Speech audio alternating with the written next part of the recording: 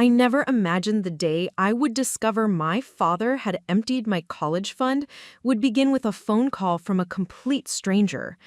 My name is Hannah Prescott. I'm 21, and up until a week ago, I had no reason to suspect that my own father, the man I trusted more than anyone, could make a decision that would derail my future for someone else. The call came on a Monday afternoon, just as I was scrolling through course catalogs for next semester, my laptop balancing precariously on my knees, the soft hum of my dorm heating in the background. The voice on the other end was crisp, professional, and terrifyingly urgent. Miss Prescott, this is Mr. Lang from Riverside Bank. We've detected unusual activity in your account and need to speak immediately.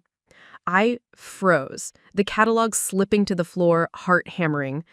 Unusual activity? My account was hardly ever touched, save for the occasional scholarship deposit or a small purchase at the campus bookstore. I had never worried about money. My father had always assured me that my college fund was secure. Until now. Before we jump back in, tell us where you're tuning in from, and if this story touches you, make sure you're subscribed because tomorrow I've saved something extra special for you. The days leading up to this call had been perfectly normal, or so I thought. I was juggling part-time work at a local coffee shop, tutoring a handful of high school students, and navigating the endless bureaucracy of student life. My mother had passed away when I was 12, leaving my father, Richard Prescott, as the single parent responsible for both me and my younger sister, Claire. Claire was 24, outgoing, glamorous, and just engaged to a man whose family seemed determined to host the most extravagant wedding our small town of Willow Creek had ever seen. I loved Claire, truly, and had been helping her with wedding planning whenever I could, from stuffing envelopes for invitations to offering advice on seating charts.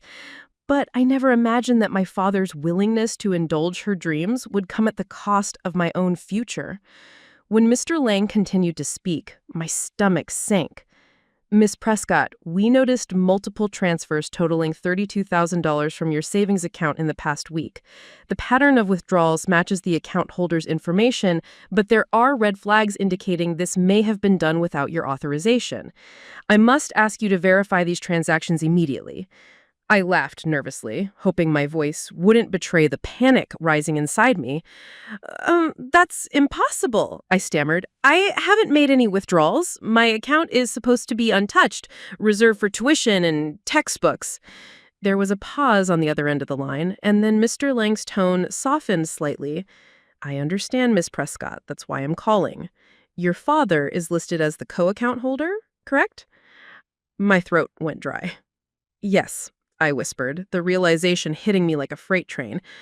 Yes, he is. I didn't sleep that night.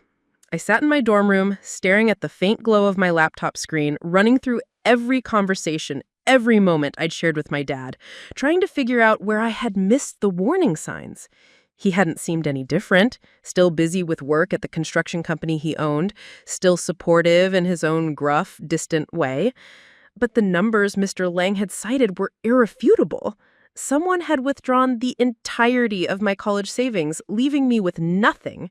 My heart ached, not just from fear, but from a betrayal so deep it felt almost physical. This wasn't just money. It was the product of years of scholarships, part-time jobs I'd held in high school, and the financial sacrifices my late mother had made before she died. The next morning, I confronted my father. I found him in the kitchen, sipping his black coffee and scrolling through his phone, the morning sun casting a warm glow across the oak countertops. Dad, I said, my voice steadier than I felt, we need to talk about my savings account.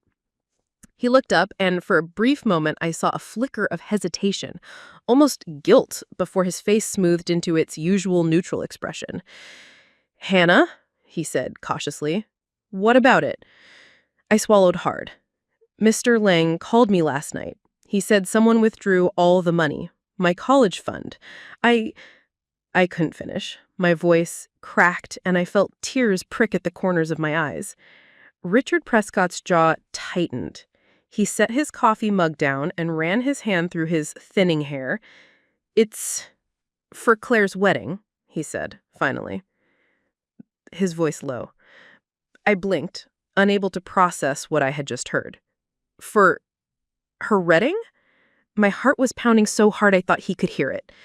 Dad, that's my tuition, my dorm fees, my books. You can't just take that for a party. He sighed, a long, weary exhale that somehow made the betrayal even sharper. Hannah, I wanted to help her. She's getting married and her fiancé's family expects a certain standard. I didn't want to disappoint her or them. I felt a surge of anger so intense it left me momentarily speechless. You didn't want to disappoint her, I repeated, the words tasting bitter. So you emptied my college fund. He didn't answer. He just looked down at the counter, frowning, as if the enormity of his choice hadn't occurred to him in the same way it had to me. That was the moment I realized that this wasn't just a mistake or a lapse in judgment. It was a calculated decision, one that placed appearances over my future. I felt a strange mix of shock, sadness, and a cold, burning anger. And in that moment, I knew one thing. I couldn't just let this slide. Something had to be done. My father had made a choice, and now the consequences would be unavoidable. That night, I called Mr. Lang back. I needed to understand the full scope of what had happened, and more importantly, what my options were. He patiently walked me through the transaction history, the alerts the bank had triggered, and the possibility of fraud claims. With each word, the reality of my situation crystallized. I was standing at the edge of a storm that would not only expose my father's choices, but could also change my family forever. And I knew that no matter how painful, the truth had to come out. I had no other choice. The morning after the call with Mr. Lang, I woke up feeling a strange mixture of dread and determination. I couldn't believe my father had taken such a drastic step, but more than that, I realized I had been living under a false sense of security for years. My college fund, which I had assumed was untouchable, had vanished in a series of transfers that he hadn't bothered to tell me about until the bank alerted me. I stared at my reflection in the dorm mirror, the fluorescent lights making my pale skin look even more drained. My blue eyes, usually full of cautious optimism, now reflected disbelief and a growing anxiety I couldn't shake. How could the man I trusted most in the world make a decision that affected me so profoundly without even consulting me? I had always thought I understood my family, but clearly I had been blind to certain truths. I decided to take a walk to clear my head. Wandering through the campus quad as students hurried to their morning classes, earbuds in and coffee cups in hand, oblivious to the storm brewing in my own life. The autumn air was crisp, carrying the scent of fallen leaves, and for a moment I allowed myself to imagine everything was normal. But I couldn't escape the gnawing sense that my life was about to change in ways I couldn't yet comprehend. I thought about Claire and her upcoming wedding, how excited she had been, and how every conversation his past few months had centered on dresses, venues, and guest lists. And I thought about my father, Richard Prescott, a man whose ambitions and sense of duty to appearances had apparently outweighed his responsibility to me, his own daughter. Over the next few days, I tried to maintain some semblance of normality while also grappling with the reality of the situation.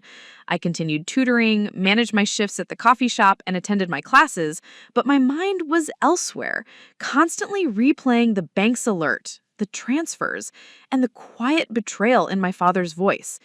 I avoided bringing it up to Claire, unsure if I wanted to burden her with the knowledge that her excitement had come at my expense. And yet, every time I saw her talking about seating charts or floral arrangements, I felt a mixture of love for her and simmering resentment toward both her and our father. My emotions were a tangled mess, a knot that I couldn't untangle no matter how hard I tried. Preparing and narrating this story took us a lot of time, so if you are enjoying it, subscribe to our channel. It means a lot to us. Now back to the story. I began to notice patterns I had previously ignored. Every time my father had money-related discussions, he seemed distant, guarded, almost evasive. I remember how he would casually mention that he was handling Claire's wedding expenses or that we needed to make sure everything was perfect. And at the time, I hadn't thought much of it. Now, those words weigh heavily on me, their significance clear crystal. The hidden problem in my family wasn't just the missing money, it was a pattern of prioritizing appearances, of protecting certain people while sacrificing others, and of keeping secrets that would ultimately hurt the ones who trusted him most. Late one evening, I sat in the library, notebooks and textbooks spread across the table, trying to focus on my studies. The campus was unusually quiet, the kind of silence that made every small sound, the rustle of pages, the distant hum of the ventilation system, feel amplified. I couldn't concentrate. My thoughts kept drifting back to the bank alert, the transfers, and the mounting sense of injustice. I started making lists, noting every financial detail I could remember about the college fund, including deposits from scholarships, small gifts from family friends, and the interest that had accumulated over the years. The numbers were supposed to be mine, a safety net for my education, and now they had been wiped out without warning or explanation. In the days that followed, I noticed subtle changes in my father's behavior. He became more defensive, avoiding eye contact whenever I mentioned money or college plans. Sometimes he would mutter vague explanations about unexpected wedding expenses or family obligations, but the sincerity in his voice was absent, replaced by a weary insistence that I should just trust him. And yet, the more he insisted, the less I felt able to trust him. The hidden truth was no longer something I could ignore. It had a name, a shape, and a set of transactions linked directly to him. My father's actions were no longer just disappointing, they were a betrayal, and the weight of that knowledge pressed down on me relentlessly. Meanwhile, Claire's wedding plans marched forward as if nothing had happened. I watched her scrolling through Pinterest boards and messaging vendors, her excitement infectious, even as I wrestled with the storm inside me. The contrast was painful. Here she was, blissfully unaware, or perhaps willfully ignorant, of the cost of her dream to someone else. I began to question my own role in the family, wondering if I had been too passive, too trusting, too willing to let appearances take precedence over reality. I realized that my coping mechanisms, quiet endurance, avoidance, and hope that things would somehow resolve themselves were no longer sufficient. The situation demanded action. By the end of the week, I had gathered every document I could find related to my college fund: bank statements, scholarship confirmations, and even old emails from our financial advisor. I wanted to see the full picture for myself, to understand exactly what had been taken and how. And the more I uncovered, the clearer it became. This wasn't a simple lapse in judgment, a temporary borrowing, or a misunderstanding. This was a deliberate decision, one that prioritized Claire's immediate happiness over my long-term security. The hidden problem in my family was no longer undeniable, and I knew that facing it would require courage, confrontation, and an unwavering commitment to the truth, even if it meant risking relationships that had always felt safe. It was in that moment, surrounded by stacks of papers and the quiet hum of the library, that I made a choice. I would not stay silent. I would not let this betrayal go unchallenged, and though I didn't yet know how, I knew that the path forward would involve confronting my father, understanding the full scope of what had been taken, and finding a way to reclaim what was rightfully mine. The storm was just beginning, but I was no longer afraid. By midweek, the sense of urgency pressing on me had shifted from a quiet, gnawing anxiety to something sharp and undeniable. The initial shock of discovering my college fund had been emptied was no longer sufficient to keep me frozen. I could feel that my life was poised at a breaking point. I needed answers, and I needed them fast. That afternoon, I sat at the small wooden desk in my dorm room, sunlight streaming through the blinds, casting a lattice of light and shadow across the pile of documents I had meticulously gathered. Bank statements, scholarship award letters, tuition deposit confirmations, all of it mapped out in a chaotic but telling sequence of transactions. Every dollar that had vanished traced back to my father's intervention in Claire's wedding expenses. I had known that the money was gone, but seeing it in black and white, line by line, made the betrayal tangible. I felt a strange mix of anger and disbelief, my chest tightening as I realized just how deliberate this had been. It was then that my phone rang again, and the name on the screen made my stomach clench. I swallowed nervously and answered, trying to steady my voice. "Mrs. Prescott?" he said, his tone carrying both professionalism and a subtle sense of concern. After reviewing the transactions and the unusual activity reports, we strongly believe these withdrawals may constitute unauthorized use of your account. I know your father is listed as co-holder, but you do have rights here, and I want to make sure you understand the options available to you. My hands gripped the edges of my desk so tightly I thought I might leave imprints in the wood. Options? I echoed. I mean, what can I even do at this point? He continued patiently, explaining how the bank could investigate potential fraud claims, freeze accounts, and even reverse certain transactions if it was determined that my consent had been bypassed. He asked me to provide any evidence that could support the case, including communications, records of account access, and the detailed history of my college fund. As I hung up, I realized that this was no longer a personal family issue. It had crossed into something external, objective, and potentially enforceable. The breaking point had arrived. The old way of handling problems quietly, of internalizing pain and hoping for the best, was no longer viable. My father's actions were not just morally questionable, they were legally questionable, and the support of a neutral, authoritative party had just appeared in the form of Mr. Lang and Riverside Bank. I felt a flicker of hope mixed with apprehension. The truth, once hidden, was beginning to surface, and the consequences would be unavoidable. I spent the evening crafting a timeline of every interaction I could recall involving my father and the college fund. I included notes about Claire's wedding planning, references to conversations where my father had justified or explained payments, and even details about how he had tried to minimize the significance of the money. Each entry reinforced the same reality. The withdrawals were not accidental. They were intentional, and they came at the direct expense of my education. As I typed, I felt my resolve hardening. This was no longer about anger or resentment. It was about taking control of a situation that had spiraled out of my control, about protecting my future from someone who should have been its guardian. The next morning, I decided I needed advice beyond the bank. I reached out to my college's financial aid office, requesting a meeting with a counselor who could help me understand my rights and options. The office was quiet when I arrived, the hum of fluorescent lights and the occasional clack of keyboards filling the space. I explained my situation, careful to stay factual, presenting the documentation I had assembled. The counselor, a kind but no-nonsense woman named Miss Danvers, listened intently, her brow furrowed as she scanned the statements and notes. "Hannah," she said finally, after a long pause, "this is serious. What your father did isn't just a breach of trust. It's a financial violation. You have options, and we can help you navigate them, but you need to be prepared for resistance. Family members sometimes respond unpredictably when confronted with evidence like this." Her words hit me hard. I had anticipated pushback from my father, of course, but the idea that this could fracture family relationships in ways I hadn't imagined brought a lump to my throat. After that meeting, I felt a strange mix of empowerment and fear.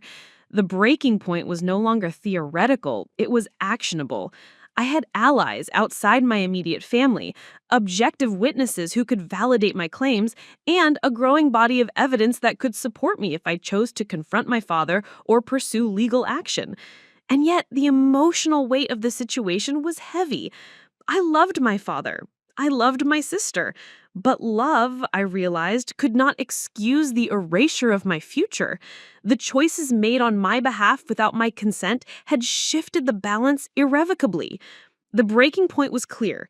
Either I stayed silent and allowed my education to be jeopardized, or I acted and risked upheaval, confrontation, and potentially lasting familial rifts. That evening, I confronted my father for the second time, armed with the documentation I had meticulously compiled. He was in his home office, a space I had rarely entered, cluttered with ledgers, tools of his construction business, and stacks of unopened mail. "Dad," I began, my voice calm but firm, "we need to talk about the college fund again. I have all the bank statements, transaction histories, and emails. I've even spoken with the bank and the financial aid office. We need to resolve this." For the first time, I saw something in his eyes that I hadn't seen before: unease. His usual defensiveness faltered, replaced with a flash of worry. "Hannah, he started, then stopped, as if weighing his words against an unseen scale. I didn't let him finish. "Dad, this isn't about Claire or the wedding anymore. This is about me, my education, and my future. And I won't let this slide. You've put me in a position where outside help is now involved, and the situation is at a breaking point. We need to find a solution, and it needs to be fair." For the first time, I felt the full weight of possibility. The breaking point had forced action, brought in external witnesses, and made it clear that the old way of sweeping problems under the rug was no longer an option.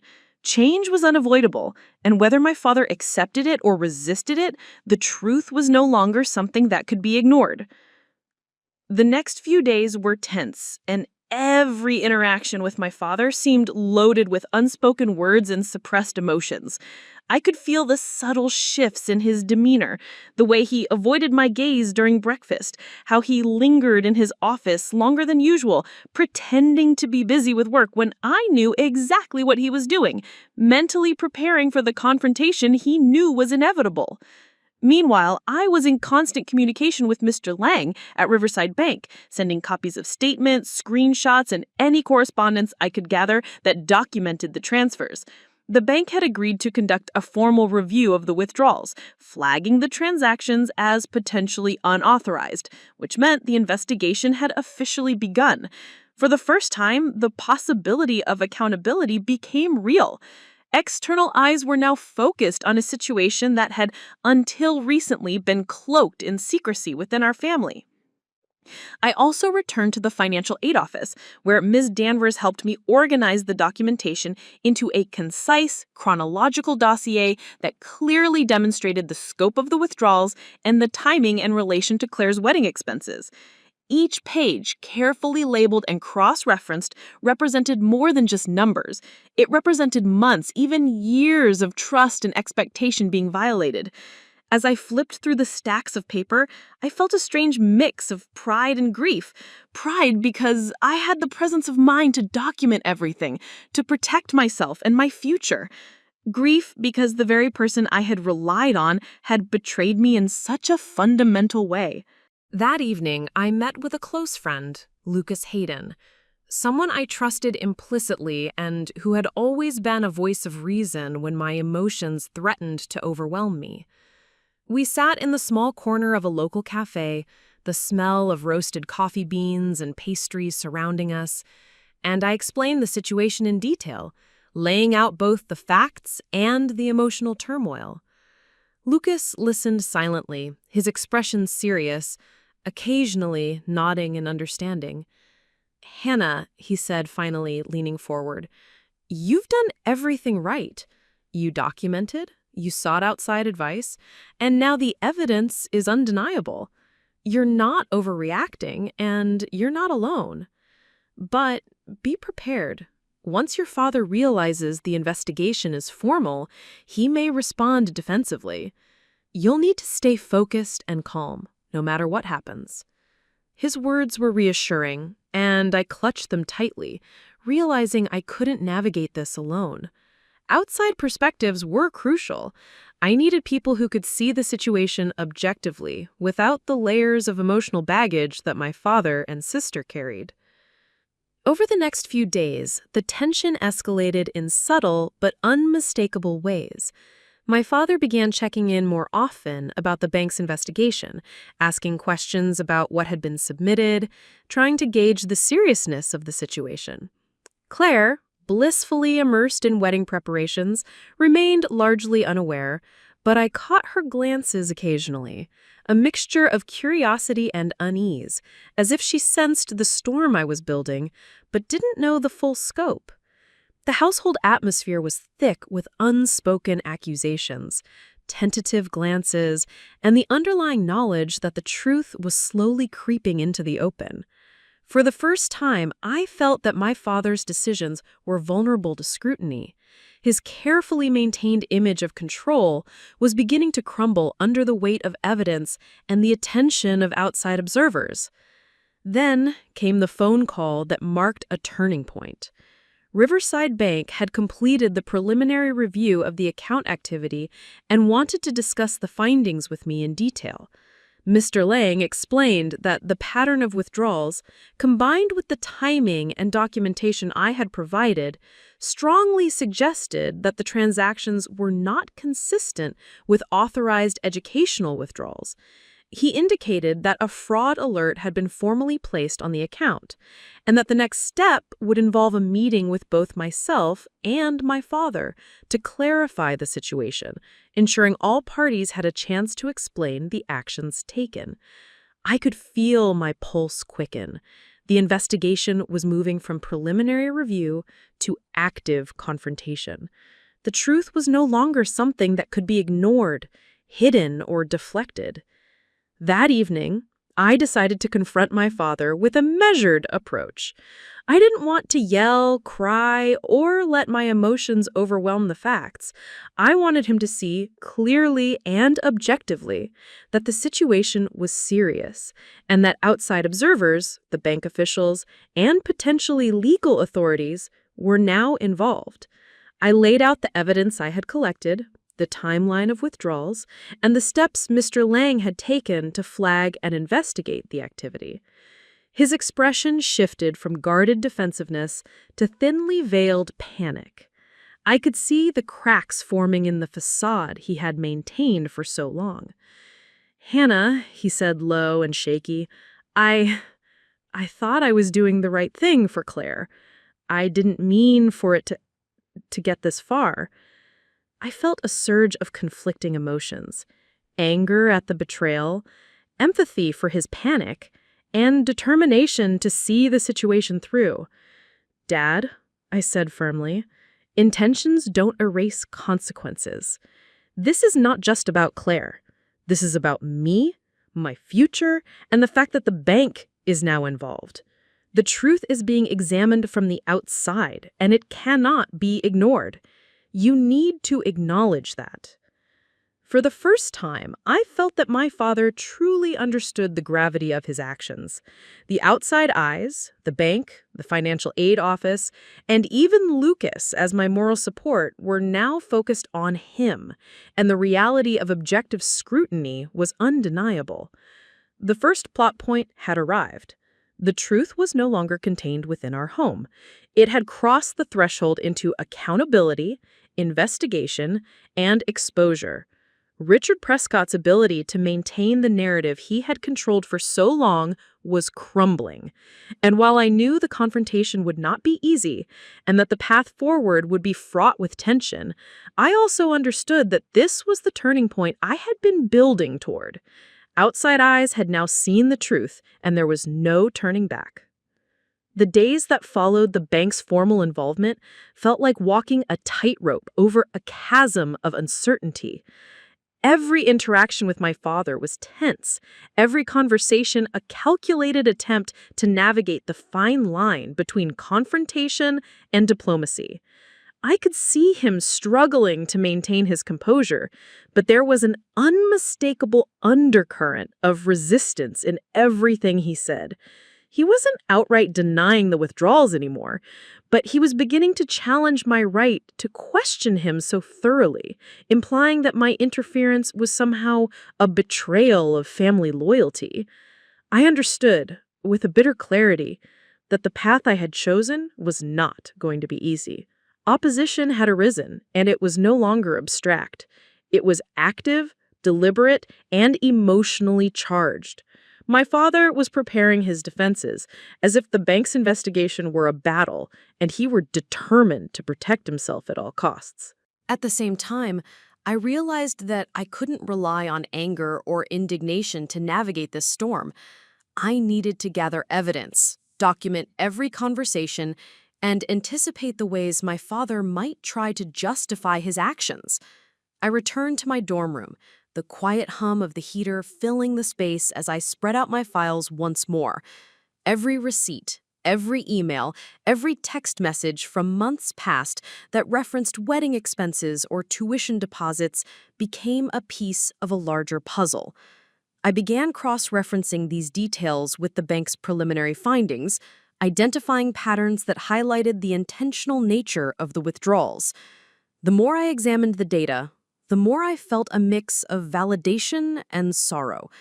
Validation because the evidence clearly supported what I had long suspected, and sorrow because the betrayal cut so deeply. It wasn't merely financial, it was personal. Lucas continued to be my anchor throughout this period. We met every evening after my tutoring sessions, huddled over laptops and notebooks at a small table in the corner of a quiet cafe. His role was more than just moral support. He helped me analyze the evidence, consider possible outcomes, and maintain a strategic mindset. "Hannah," he said one night, tapping his pen against a legal pad, "your father is going to push back. He might try to make you feel guilty or suggest that Claire's happiness should come before your education. You have to remember, this isn't about blame. It's about accountability. You're documenting everything, and that gives you power." His words gave me focus. The opposition was rising, but I had the tools to meet it head-on. The first confrontation with Claire herself was equally fraught. She had come to visit my dorm unexpectedly, her excitement about the wedding radiating as she carried a pile of bridal magazines and samples of invitations. When I brought up the missing funds, she froze, her blue eyes widening in shock. "Hannah, what are you talking about?" she asked, her voice trembling. I explained the situation as calmly as I could, showing her copies of bank statements and referencing my conversations with Mr. Lang. Claire's initial response was defensive, almost indignant. "Dad wouldn't do that. I mean, he loves you. He wouldn't take your college fund for the wedding?" I shook my head, my throat tight. "He did, Claire. He made a choice. And now the bank is involved. This is serious." The evidence, though undeniable, created tension between us. Her instinct was to defend our father, to preserve the family harmony, but the reality was indisputable. The rising opposition wasn't just from my father, it was now emotional, pulling my sister into the conflict, whether she wanted to be involved or not. As the days progressed, my father began attempting subtle forms of pressure. He would call me late at night, ostensibly to talk things through, but his questions were loaded, designed to gauge how much I intended to escalate the situation. He hinted at family loyalty, the importance of appearances, and even suggested that my determination might harm Claire emotionally. Each attempt to manipulate or sway me reinforced the urgency of gathering evidence. I meticulously documented these conversations, noting times, dates, and key statements. I realized that this rising opposition was not only a test of my resolve, but also an opportunity to strengthen my case. Every defensive comment he made became a record that highlighted the consequences of his choices. Meanwhile, Mr. Lang from Riverside Bank kept me informed of the formal investigation's progress. The bank had flagged the account for fraud review, which meant my father's actions were being assessed by professionals trained to recognize financial misconduct. They asked me to provide any additional evidence that might support my claim, including documentation of any verbal agreements or past assurances my father had given regarding the safety of the college fund. I complied meticulously, understanding that the accumulation of proof was critical. The more evidence I gathered, the harder it became for my father to deny the reality of the situation. Each transaction, each record, each corroborated detail increased the pressure he faced and further weakened his ability to maintain the narrative he had controlled for so long. The rising tension came to a head one evening during a family dinner that my father had insisted on holding. The air was thick with unspoken words, and I could feel every glance, every pause, and every subtle sigh building a pressure that seemed almost tangible. I stayed calm, presenting only what was necessary, letting the documentation speak for itself. I could see my father's discomfort grow with each point I made, and Claire's expressions oscillated between shock, disbelief, and reluctant acceptance. The opposition had solidified. My father was defending his choices, my sister was caught between loyalty and reality, and the external eyes of the bank were now influencing every interaction. It was clear that the gathering evidence had shifted the balance of power. By the end of that night, I realized that the first pinch point had fully emerged. Opposition was not just emotional, it was strategic. I faced resistance from both my father and the complex dynamics of my family, while the rising evidence gathered from bank statements, emails, and external counsel made the situation increasingly undeniable. The tension had reached a point where inaction was no longer an option, and every move I made from here on out would contribute to the unfolding confrontation that would define my future. I knew the stakes had never been higher. The day the undeniable proof landed in my hands, I remember the sound of my own heartbeat more vividly than anything else. I was sitting at my dorm desk, the soft afternoon light filtering through the blinds, when an envelope arrived from Riverside Bank. It was thick, official-looking, and stamped with the word confidential. I tore it open with trembling fingers, half expecting another set of procedural warnings, and was immediately met with a series of documents that made my chest tighten and my eyes water. The bank had completed a detailed forensic review of the account activity, comparing withdrawal patterns, timestamps, and IP addresses, and the results were irrefutable. Every single withdrawal from my college fund over the past 2 months, amounting to $32,000, was traced directly to my father's authorization. There was no ambiguity, no gray area, no room for denial. The proof was absolute. I sank into my chair, holding the pages like fragile evidence of both betrayal and empowerment. This was the moment the situation had been building toward, the turning point I had felt coming but had been unable to fully envision until now.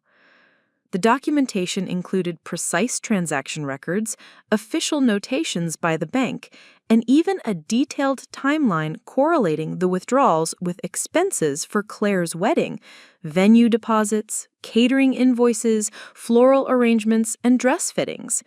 The bank had highlighted that while my father was co-account holder, the nature and intent of the withdrawals were inconsistent with the original purpose of the account, which was explicitly designated for my education. For the first time, the truth was visually, concretely, and incontrovertibly presented. I felt a surge of conflicting emotions, vindication, disbelief, anger, and relief all collided in a way that left me momentarily breathless.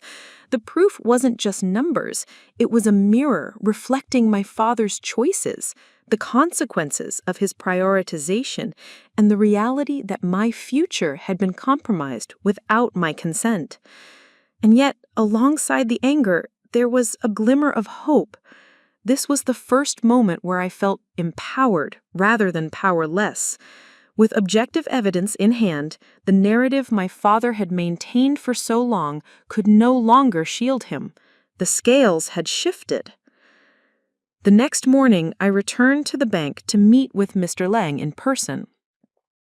The lobby of Riverside Bank was quiet, the polished floors reflecting the muted light of the morning sun, and I felt an unusual sense of solemnity as I handed him the envelope and my additional documentation. He reviewed everything with a meticulous eye, nodding occasionally, then looked up at me with a mixture of empathy and respect. "Hannah," he said, his voice steady, "this evidence is indisputable. The bank will proceed with a formal fraud investigation, and we can now present these findings to your father. The withdrawals are clearly documented, and the intent behind them is unmistakable. You've done everything right, and now the truth is undeniable." I nodded, absorbing the weight of his words. The midpoint had arrived, the proof was absolute, and the turning point was real.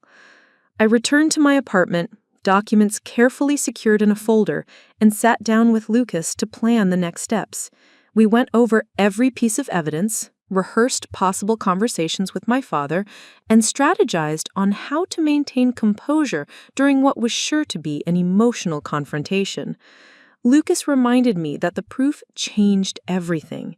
"Hannah," he said firmly, "this isn't about anger anymore. It's about clarity. The evidence makes it impossible for anyone to dispute what's been done. Your father can try to explain, justify, or rationalize, but the evidence leaves no room for ambiguity. That's your strength. You have control now."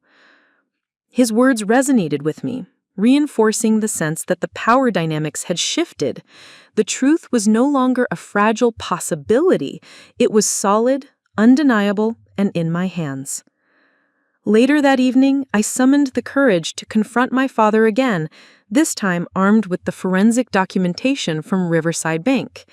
He was in his office, hunched over bills and paperwork, a habitual expression of focus masking the tension I could feel radiating from him.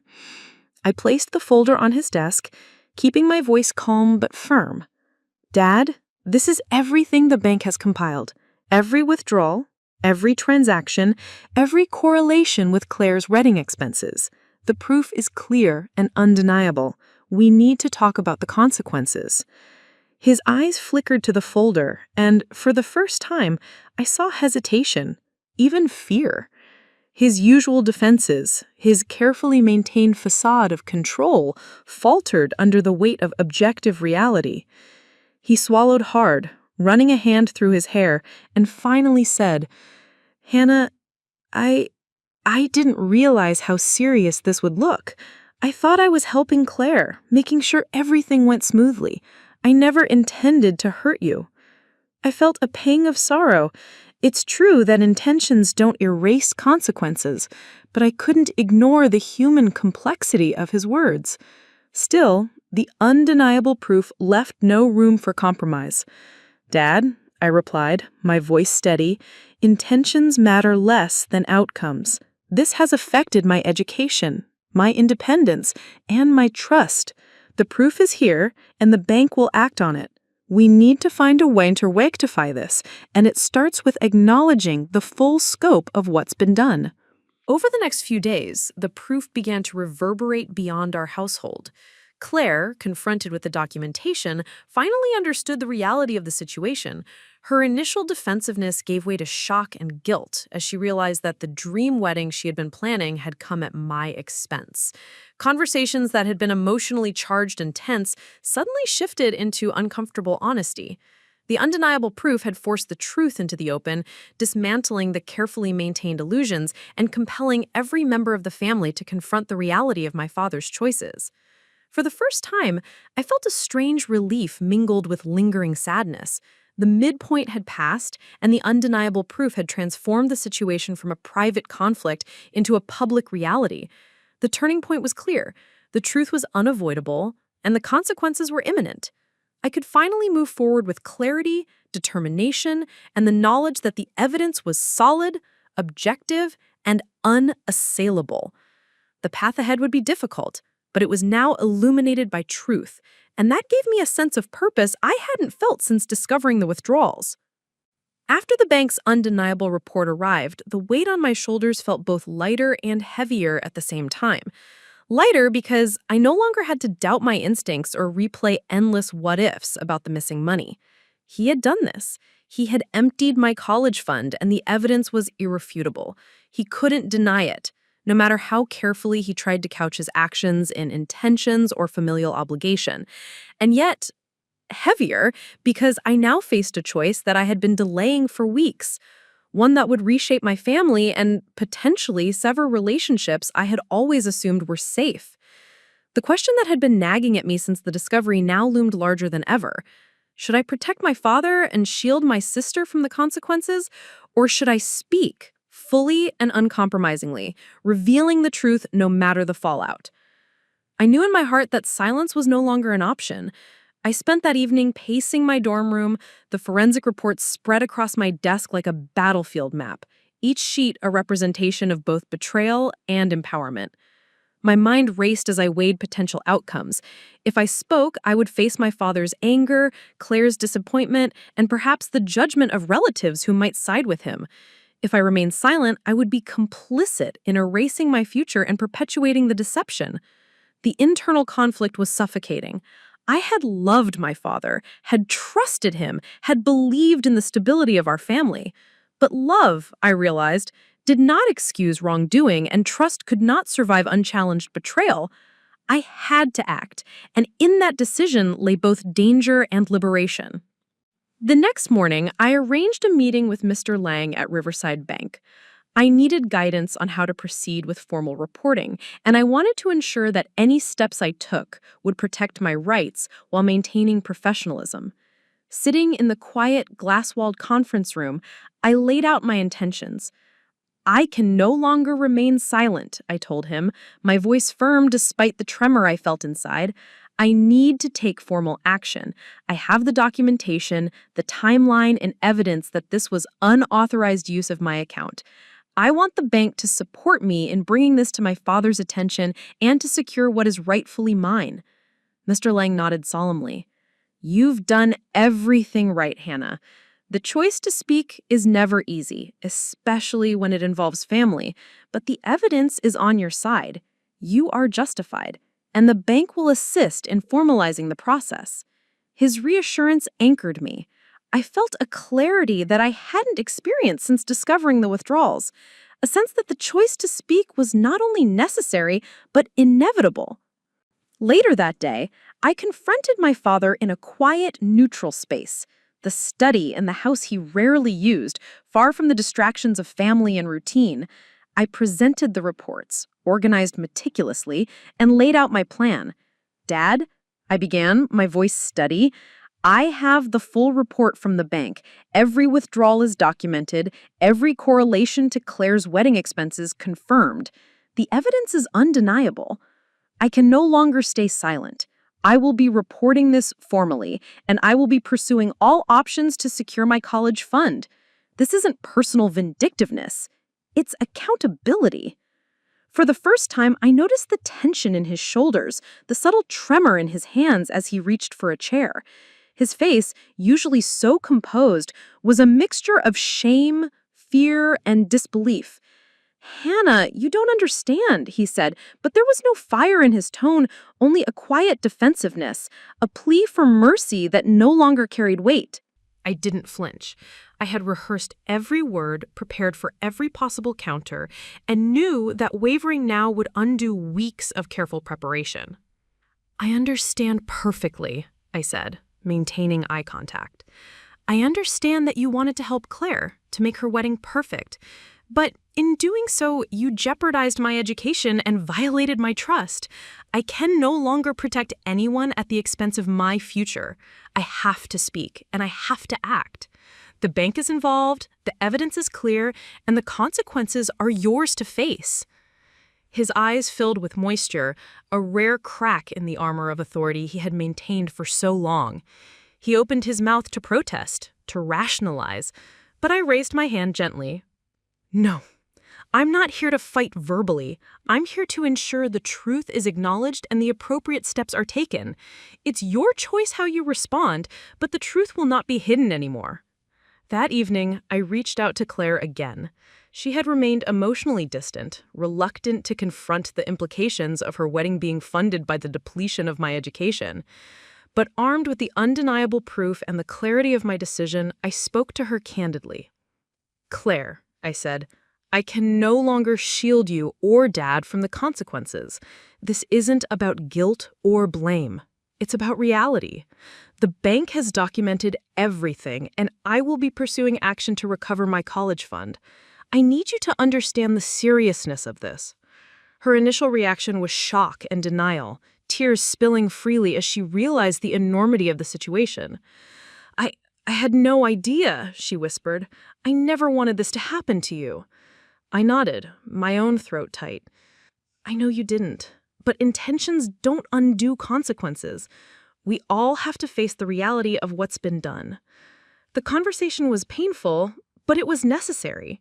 Speaking the truth was no longer just an option, it was an imperative, a responsibility to myself and my future. By the end of that week, the choice to speak had crystallized into action. I filed the formal complaint with Riverside Bank, providing every piece of evidence and documentation I had meticulously gathered. The bank acknowledged receipt and confirmed that an official review process would begin, involving both legal counsel and internal investigators. The weight of the decision lifted something from me, even as it simultaneously intensified the tension at home. My father, confronted with undeniable proof and external accountability, was forced to reckon with the consequences of his actions. Claire, though still processing her feelings, began to understand the importance of acknowledging the truth. And I, though exhausted emotionally and physically, felt a sense of empowerment I had never experienced before. I had stopped protecting others at the expense of my future. I had chosen to speak, and in that choice lay both liberation and courage. The turning point was complete. The choice to speak had been made, and the stage was set for the confrontation and resolution that lay ahead. I had crossed the point of no return, and while the journey would be difficult, the clarity of purpose and the undeniable proof now supported me fully.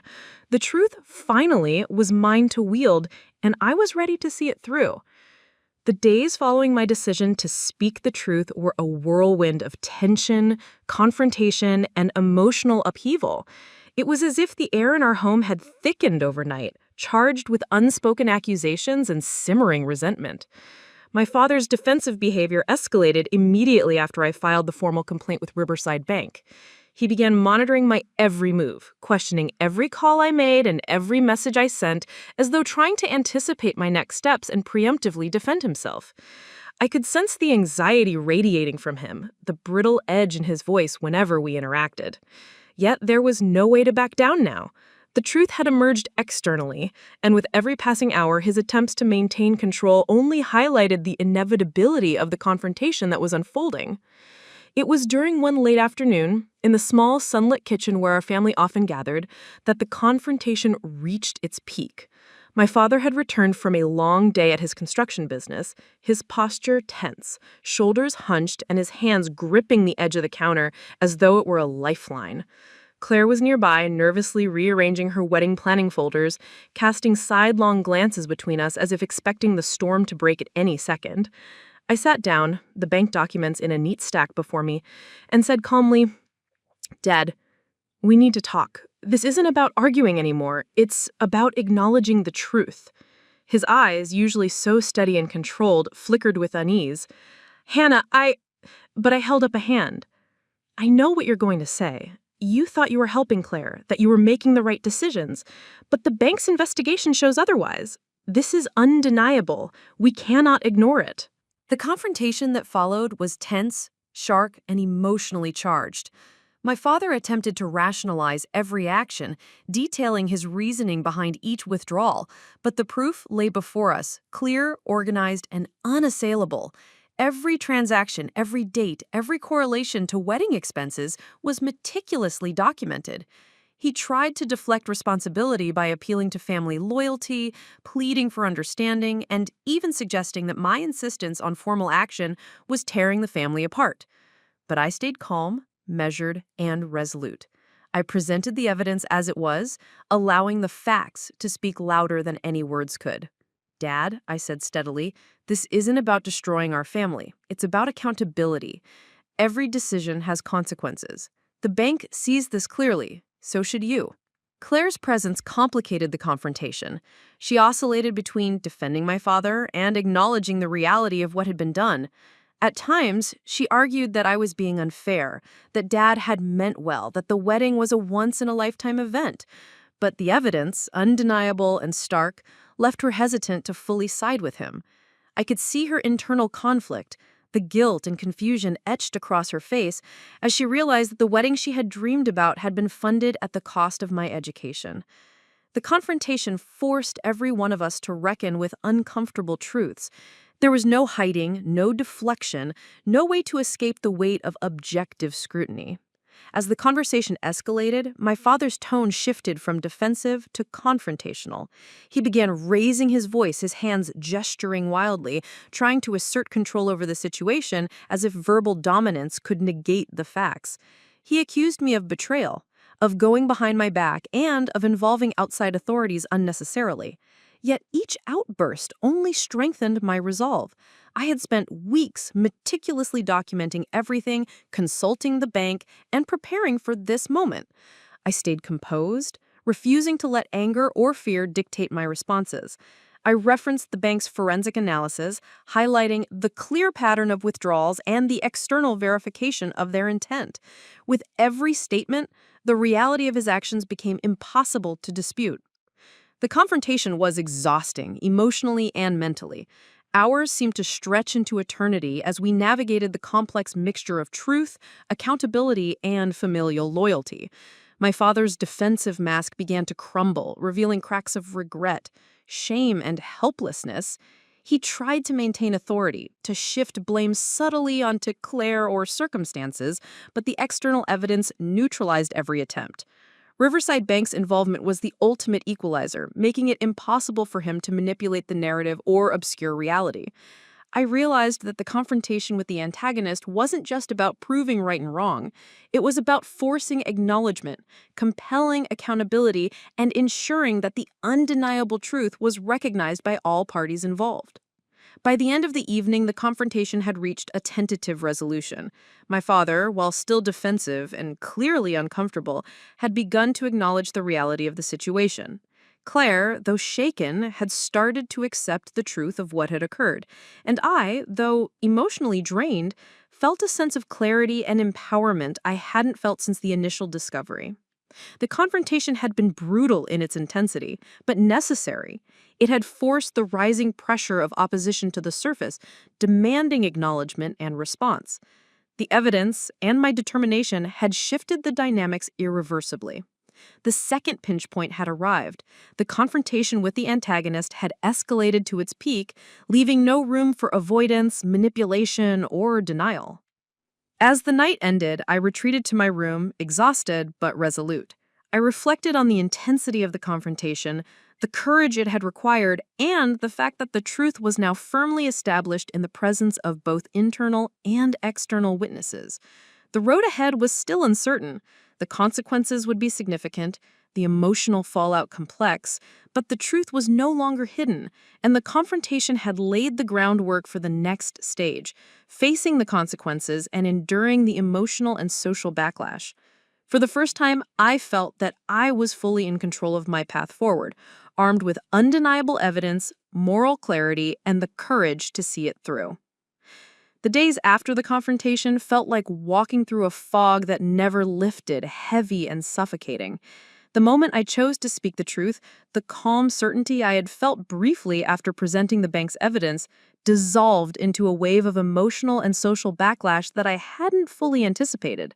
My father retreated into a defensive silence, barely speaking to me beyond the necessities of daily life, his disappointment veiled thinly as frustration. Every interaction carried tension, every glance weighed with unspoken accusation.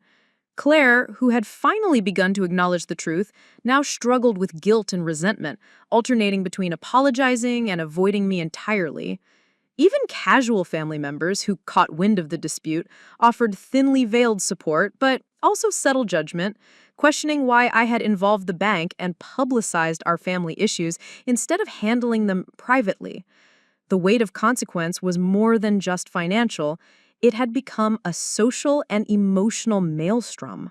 I found myself retreating into my dorm room, staring at the walls lined with textbooks and personal mementos, trying to reconcile the upheaval in my life. The college fund, the source of my anger and determination, was still technically at risk. While Riverside Bank had initiated the formal investigation, the process was slow, bureaucratic, and impersonal. Every day without resolution felt like a delay on my dreams, a postponement of the future I had been working toward for years. My friends offered sympathy and encouragement, but I could feel the isolation creeping in. Even Lucas, steadfast and unwavering, could only do so much from the outside. The isolation wasn't just physical, it was emotional. The kind that comes when speaking truth fractures long-held familial bonds. I felt at once vindicated and abandoned, empowered yet utterly alone in facing the consequences of my actions. The backlash didn't stop at emotional strain. My father, in his frustration and embarrassment, began subtly undermining my credibility within our family and social circles. During casual visits, he would make offhand remarks about my dramatic overreaction or suggest that my insistence on involving the bank was excessive. Family friends who once admired his calm judgment now seemed to view me with quiet suspicion, unsure whether I had acted out of principle or pettiness. I could feel the judgment like a weight pressing down on me, threatening to dilute the righteousness of my position. Yet the proof, the meticulous bank documentation, the clear timeline of withdrawals, and the verified correlation with wedding expenses remained my shield. It was my tether to reality in a sea of doubt and opposition. One evening, as the pressure mounted, I sat down with the bank's fraud reports once more, trying to find solace in the cold, undeniable facts. But even the evidence that had empowered me now seemed to highlight just how far the consequences had spread. The confrontation had fractured my family, strained my sister's trust, and placed me in the middle of an emotional battlefield I had not anticipated. I realized that speaking the truth was only the first step. The next challenge was enduring the fallout, weathering the emotional storm and maintaining my resolve while the consequences played out. The emotional toll was profound. Sleepless nights, tense conversations, and the constant replaying of every word, every action, every moment that had led to this point. Even at college, the consequences followed me. Emails regarding my tuition, which I had assumed would be routine, now carried an underlying tension. Advisors who had once been neutral began asking pointed questions about the source of my funding and the involvement of family. I realized that my decision to expose the truth had ripples beyond my immediate household, touching every aspect of my life. It was both humbling and disheartening to see how far the impact reached. Yet the realization also reinforced my need to stay steadfast.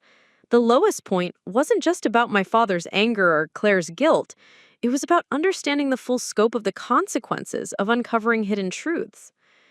One particularly difficult moment came when my father confronted me directly, his voice low and controlled, trying to mask the panic beneath the surface. "Hannah, do you have any idea what you've done? You've turned the family upside down. People are talking, Claire is upset, your own education. You're making waves that could have been avoided." I looked him in the eye, my throat tight, but my voice steady. "Dad, I know the consequences are significant. I understand that this is difficult for you and Claire. But the truth is undeniable, and the choices you made have consequences that cannot be ignored. I had no option but to speak. This is not about making waves. It's about protecting my future and holding actions accountable." His shoulders slumped slightly, the fight leaving him, but the tension remained thick in the room, a reminder that truth carries a cost that is rarely comfortable. By the end of that week, I understood the magnitude of the dark night of the soul. The initial empowerment I had felt when I uncovered the proof had given way to the emotional and social backlash that came from choosing to act. I faced isolation, judgment, tension with family, and the ever-present fear that the process to reclaim my college fund might drag on indefinitely. Yet amidst the emotional toll, there was also clarity. The choice to speak, painful as it was, had established a moral and factual foundation. I had crossed a threshold that could not be undone. The dark night of the soul wasn't about regret. It was about recognizing the weight of truth, the cost of action, and the strength required to endure the consequences while the consequences played out. In that silence, sitting alone with the reports and the hum of the heater, I made a silent promise to myself. No matter how high the emotional toll, no matter how fractured my family became, I would see this through. I had chosen truth over comfort, accountability over avoidance, and now I had to endure the consequences with courage, patience, and determination. The lowest point had been reached, but I knew the next steps, confrontation, vindication, and resolution were coming. The dark night of the soul was not the end. It was the crucible through which the story of accountability and empowerment would emerge. The day of the formal meeting with Riverside Bank and our family felt surreal, like walking into a courtroom where every word, every glance, and every gesture would be scrutinized under an unflinching light. I had spent the past few weeks preparing meticulously, organizing every piece of documentation, rehearsing the chronology of events, and mentally fortifying myself against the inevitable emotional turbulence. The tension in the car ride over was palpable. Claire sat quietly in the passenger seat, glancing at me nervously, while my father's hands gripped the steering wheel a little too tightly, his knuckles white. The air between us was thick with anticipation, a mixture of dread, resentment, and the quiet hope that this final confrontation might somehow restore balance. I felt a knot in my stomach, but it was accompanied by a strange sense of determination. This was the moment when truth would finally take center stage. As we entered the conference room at Riverside Bank, the sterile environment, with its polished glass table and neatly arranged chairs, did nothing to soothe the tension. Mr. Lang, the bank's fraud investigator, greeted us and motioned for everyone to sit. He began with a brief recap of the investigation, emphasizing the thoroughness of their review and the corroboration of every withdrawal, timestamp, and correlation with wedding-related expenses. I watched my father's face closely. The first flicker of genuine concern, perhaps even fear, crossed his eyes as the undeniable facts were laid bare. The room was quiet except for the gentle hum of the air conditioning and the rhythmic tapping of a pen as Mr. Lang outlined the findings. Every point he made felt like a hammer striking the foundation of the narrative my father had maintained for so long. When it was my turn to speak, I felt the weight of the moment settle fully on my shoulders. I stood, holding the folder of documentation, and addressed my father directly. "Dad, the withdrawals from my college fund are fully documented," I began, my voice steadied despite the knot in my throat. "The evidence shows that the money was used exclusively for Claire's wedding, not for any educational purpose. This is not speculation. These are verified facts from the bank. I am here today to ensure that accountability is established, that the truth is recognized, and that my future is protected." I paused, letting the words sink in, observing the subtle shifts in my father's posture, the tight line of his jaw, the slight tremor in his hands as he absorbed the reality. For the first time, I sensed that my voice had real power. Claire spoke next, her voice quiet but clear. I didn't realize the full impact of all this," she said, glancing at my father. "I'm sorry, Hannah.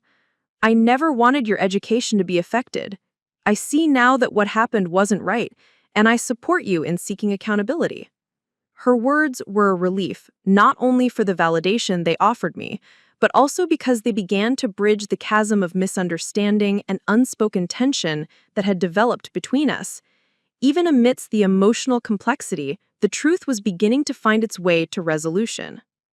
The most intense moment came when Mr. Lang turned to my father. "Mr. Callahan," he said, his tone firm but professional, "the bank has verified all transactions and established intent. We need your acknowledgement and cooperation to rectify the misuse of the account. This is an opportunity to take responsibility and to restore trust where possible." My father's usual defensiveness wavered. For the first time in our interactions, the defensiveness that had defined him was replaced by hesitation, the struggle between pride and acknowledgement clearly etched across his face. He opened his mouth several times, searching for words, but the weight of the evidence left little room for rationalization. Finally, he sighed deeply and said, "Hannah, I understand. I see the evidence. I accept responsibility. I should not have made those withdrawals without your consent." The room was quiet. The admission, though delayed, carried immense weight. Mr. Lang guided the conversation toward concrete steps for restitution. The bank outlined procedures for reimbursing the misappropriated funds and ensuring the college account was restored to its intended purpose. Legal and administrative measures were discussed, and my father agreed to comply fully. As we reviewed the process, I felt a sense of closure beginning to settle over the room. The truth, presented with objective evidence and unwavering resolve, had been acknowledged and accountability was taking shape in real time. It was a moment of vindication not just for the funds themselves, but for the principle of integrity and fairness. After the meeting concluded, we left the bank in silence for a few moments, each of us processing the intensity of what had just transpired. Claire reached over and squeezed my hand, an unspoken gesture of reconciliation and understanding. My father, though still visibly shaken, avoided his usual defensiveness and allowed himself to reflect quietly on the consequences of his actions. I realized that the final push, the public confrontation with truth, supported by evidence and accountability, had shifted the dynamics irrevocably. The power of clarity, documentation, and courage had forced a resolution that seemed almost impossible just weeks earlier. That night, as I lay in my dorm bed, I reflected on the journey that had led to this moment. The fear, the betrayal, the confrontation, and the backlash had all culminated in a confrontation where truth was finally recognized and validated. The climb had been exhausting, the emotional toll immense, but the final push had demonstrated the transformative power of speaking out, standing firm, and letting undeniable proof guide justice. The process was not just about reclaiming my college fund, it was about reclaiming my voice, my agency, and the principle that actions have consequences, no matter how close the bonds of family.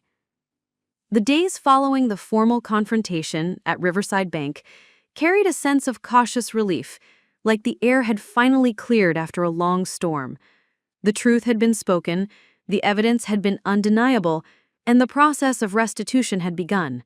My father, while still visibly remorseful, had started to take concrete steps to repair the damage he had caused. The bank facilitated the reimbursement of the withdrawn funds, ensuring that my college account was restored to its original balance. Watching the corrected figures appear in my online account brought a profound sense of validation. It wasn't just the money, it was the recognition that the principle of accountability had prevailed, that my voice had been heard, and that my future was no longer compromised by someone else's choices. Family dynamics began to shift slowly, almost imperceptibly at first.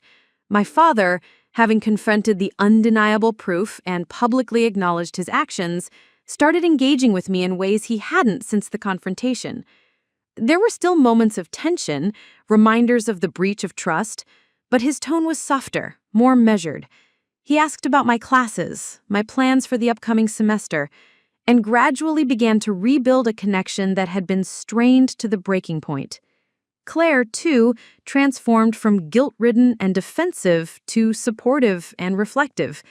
She apologized sincerely, not just with words, but with actions, offering to assist in ways that respected my autonomy and reinforced our bond. The acknowledgement of wrongdoing and the steps toward restitution allowed for a new form of communication, honest, accountable, and constructive. Outside of the immediate family, the ripple effects of speaking truth began to manifest in subtle ways. Extended relatives who had questioned my decision to involve the bank approached me with renewed respect once they understood the clarity and undeniability of the evidence. Friends who had witnessed the emotional toll recognized the courage that it had taken to confront the situation openly.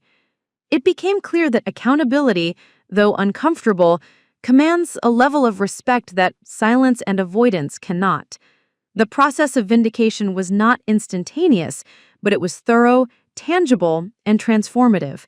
It reinforced the lesson that moral courage, combined with evidence, has the power to reshape relationships and restore integrity to fractured systems.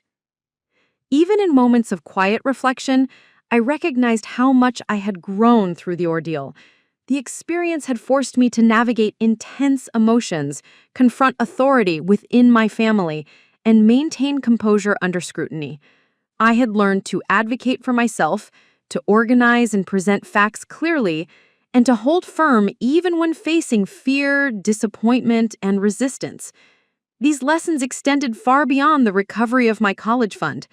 They shaped my understanding of agency, responsibility, and the importance of standing up for one's rights even when doing so challenges the people we love.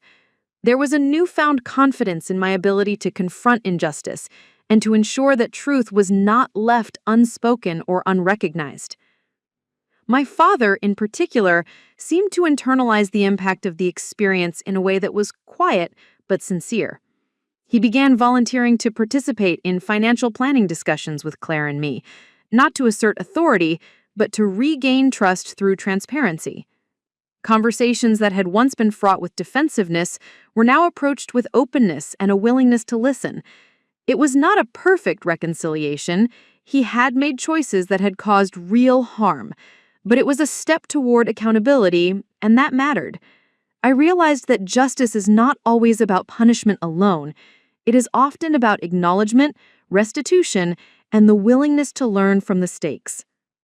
As the formal processes concluded with Riverside Bank, the emotional and practical consequences began to settle into a new equilibrium. I could focus again on my studies without the constant anxiety over the stability of my college fund. Claire and I started collaborating on planning for the future, building a healthier, more respectful relationship that acknowledged the past but did not allow it to define our connection. My father's gestures of accountability, combined with the clarity of evidence and the process of restitution, created a foundation for rebuilding trust. The resolution was not instantaneous, but it was real, measurable, and deeply satisfying. In private moments, I reflected on the courage it had required to reach this point. The decision to speak the truth, to confront my father, and to involve an external authority had tested my resolve in ways I could not have anticipated. The dark night of the soul, the isolation, tension, and emotional turbulence had passed, and what remained was the quiet satisfaction of justice realized. The acknowledgement of wrongdoing, the restoration of my college fund, and the restoration of a measure of trust within my family marked the arrival of a new equilibrium. By the time the week ended, the family atmosphere had shifted noticeably. Conversations were calmer, interactions more respectful, and the tension that had dominated weeks of confrontation had eased. I had reclaimed my future, restored balance to the financial and emotional aspects of my life, and gained a deeper understanding of courage, accountability, and resilience. The resolution was not a neat, perfect ending, but it was a meaningful and empowering one. The truth had prevailed, the wrongs had been addressed, and the foundation for a healthier family dynamic had been laid. Weeks after the resolution with Riverside Bank, life began to settle into a rhythm that felt almost normal, yet carried the unmistakable imprint of the transformation I had undergone. The tension that had dominated our household for months had softened into cautious understanding. My father, though still carrying the weight of guilt for misappropriating my college fund, had begun to demonstrate real change through his actions, being transparent in financial matters, actively participating in discussions about family responsibilities, and cautiously rebuilding trust with both Claire and me. It was a slow process, as rebuilding trust always is, but the foundation had been laid, solidified by accountability and acknowledgement of the past. For my part, I had reclaimed not only my financial stability, but also a deep sense of agency, a realization that my voice and choices mattered in a world that sometimes seemed to minimize them. The most profound transformation, however, was internal. The months of conflict, confrontation, and emotional upheaval had forced me to discover reserves of courage and resilience that I had previously taken for granted. I had faced betrayal within my own family, navigated complex interpersonal dynamics, and maintained composure under pressure, all while ensuring that the truth emerged untainted. This experience had reshaped my understanding of responsibility, not just in practical, financial terms, but in moral and emotional terms. Speaking the truth had required me to step into discomfort, to embrace accountability on behalf of myself and for the integrity of the relationships around me. In doing so, I had grown into a version of myself I didn't fully recognize at first, but came to respect deeply. Claire and I, once torn apart by guilt and misunderstanding, began to rebuild a relationship grounded in transparency and mutual respect. She became more aware of the consequences of financial and ethical decisions, more thoughtful in how she involved family in her life, and more conscious of how her actions affected those she loved. Our conversations, once strained and defensive, evolved into honest discussions about responsibilities, boundaries, and shared support. We planned for the future in ways that included consideration for each other's needs, making sure that neither of us was forced to sacrifice long-term goals for short-term desires. The transformation of our sibling relationship became a testament to the power of truth, accountability, and the difficult but necessary process of reconciliation. My father's journey towards transformation was subtler, but equally significant. The confrontation and subsequent restitution had forced him to confront patterns of decision-making that had prioritized appearances or immediate gratification over long-term stability and fairness. While it was unlikely he would ever undo the past, the act of acknowledging wrongdoing, making reparations, and actively working to regain trust signaled a genuine shift in perspective. The experience served as a humbling reminder that accountability is both personal and relational, and that transformation requires conscious effort and reflection.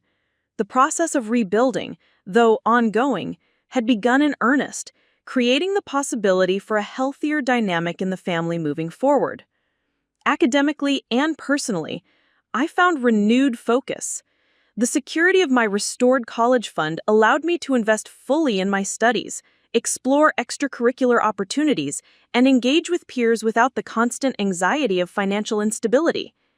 Beyond academics, I became more intentional in advocating for myself in situations where fairness or integrity was at stake.